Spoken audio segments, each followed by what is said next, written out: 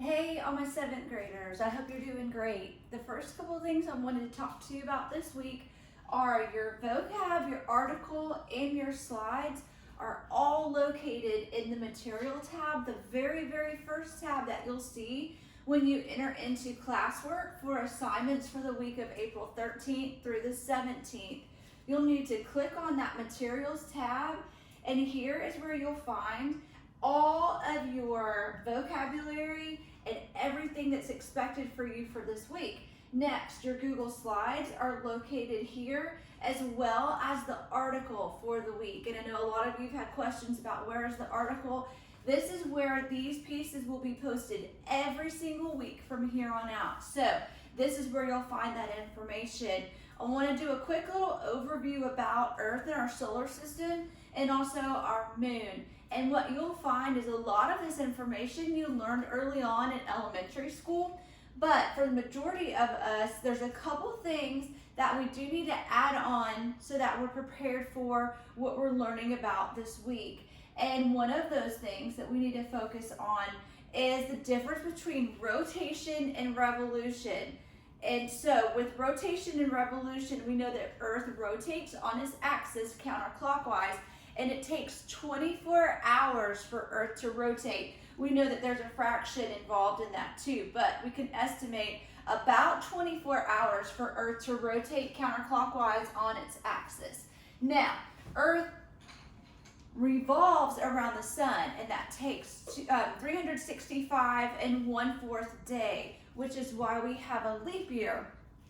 But other thing we want to focus on is that Earth is tilted on its axis at 23.5 degrees, and this is why we have seasons. And we're going to discuss two vocabulary terms, equinox, and also we'll look at the difference between summer and winter solstice also. So here are our statistics on how long it takes for Earth to orbit or take its trip around the sun, which is revolve, and that's 365 and 1/4 days. Now, because Earth is tilted, like we said, we have 4 different seasons: winter, spring, summer, and fall. And we want to focus a little bit on the difference in those seasons. Now, we have summer solstice and we have winter solstice. And what we want to discuss is that whenever the northern hemisphere is tilted towards the sun, it is summer. But whenever the southern hemisphere at that point is pointed away from the sun or tilted away from the sun, it is winter. So you have the opposite happening in both hemispheres. Now, when the Earth is tilted, the northern hemisphere is tilted away from the sun, it is winter, and the opposite is occurring. The southern hemisphere is pointed towards the sun, it is summer. So, which is why we have opposite seasons of the southern hemisphere. Now, the other term that you probably aren't familiar with is equinox, which is what happens in the spring and in the fall. And so you'll be learning those terms this week. Up next is the moon. My all-time favorite video for moon phases is posted here by Mr. Lee. And what I want us to focus on is a lunar month. We know lunar is moon. Luna is moon in Spanish. And so we're going to focus on the phases of the moon.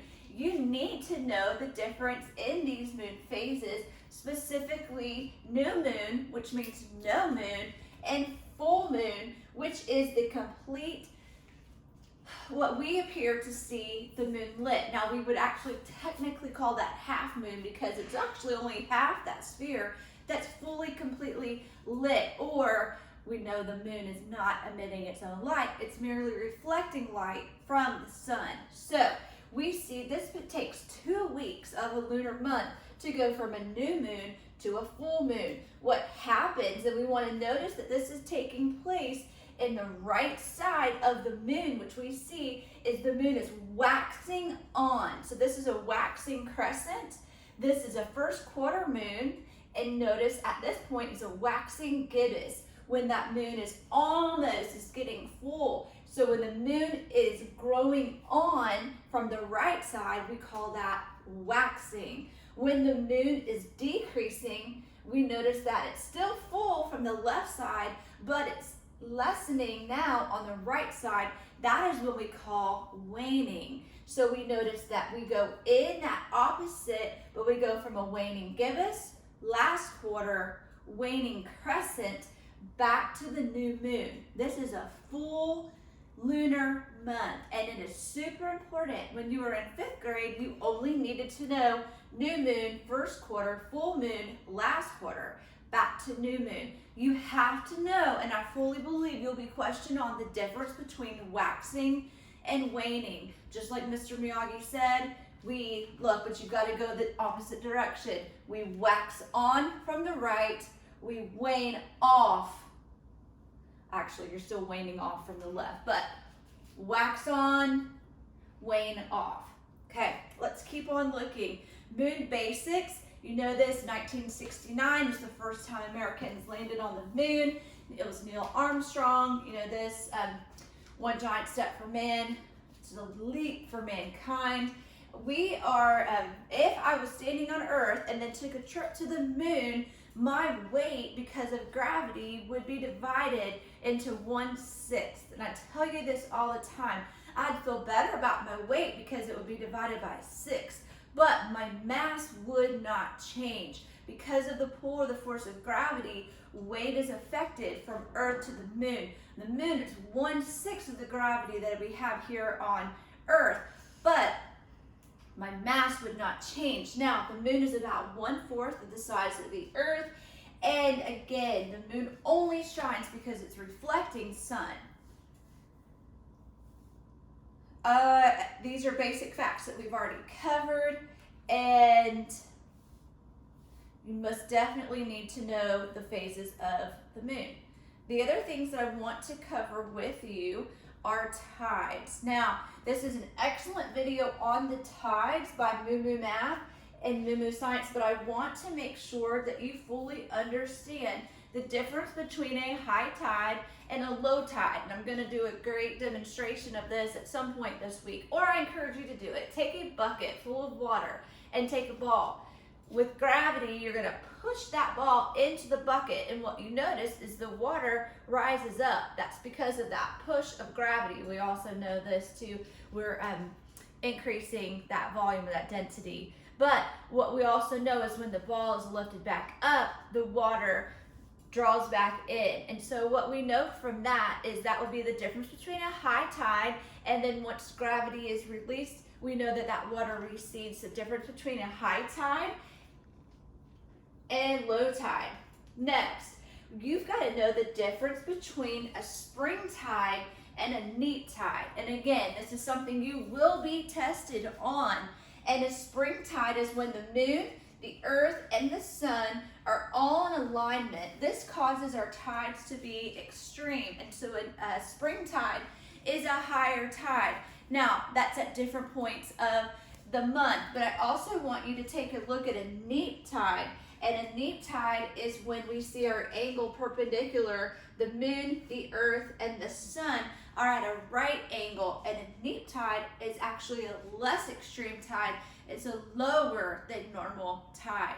And so it's very important for me that you know the difference between a spring tide and a neap tide. I also put in for you to learn and research a little bit on what's called a king tide, which is a time when the tide is at its all-time high, and that's only at specific times of the year. So, questions about your project for this week and next week. You have a 2-week project. Specifically, I was asked, what should you do in your project for this week? And so I want to go ahead and click on your directions. The things that I want you to cover for this week: number 1, choose the 3 people that you're working with. Number 2, go ahead onto Book Creator and, go ahead onto Book Creator, sign in as a student with your Gmail account from school, and this is our class library code. From here, you want to click, once you've named your book and you've chosen the design of your book, you want to choose under the share button, collaboration. That way you and the people working on your book now have access to that book. A couple things that I've learned. is you can use and upload from Google Docs, but here's the thing, you're actually just making a book of Google Docs.